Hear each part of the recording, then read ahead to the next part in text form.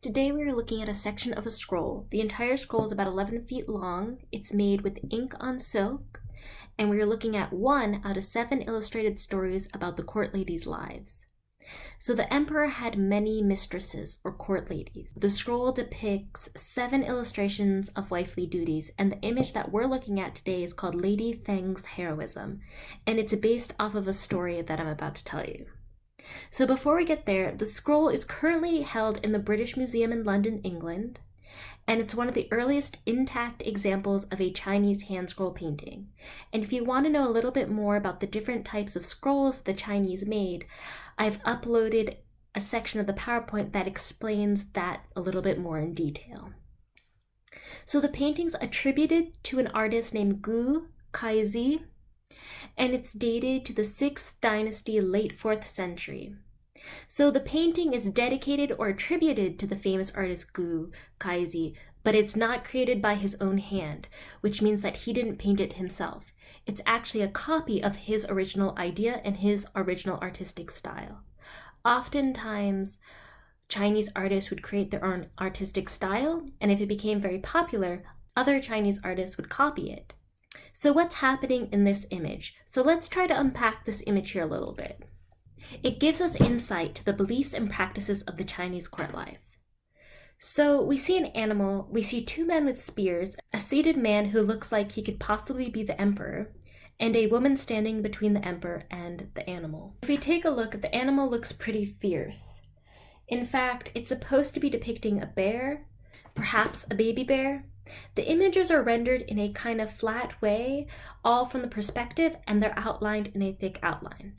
So the story goes that Feng became a consort to the Emperor Yun in 47 BCE, which was during the 2nd year of his reign.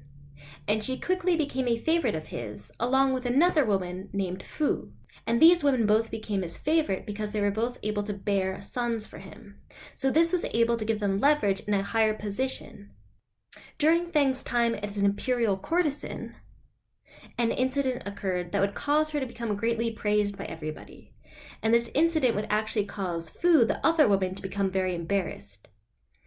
In 38 BCE, the great emperor Yun was watching a fight between 2 animals, between 2 bears. And he was accompanied by many of his courtesans or concubines, so his many different wives and mistresses.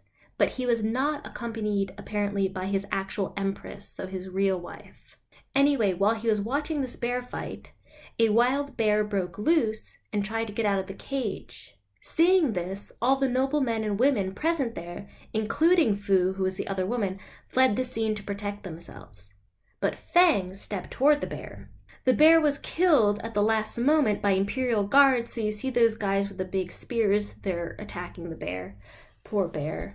When Emperor Yun asked her why she did this, Feng replied saying that she heard that once a bear had caught one person, it would continue to attack just that one victim and no one else.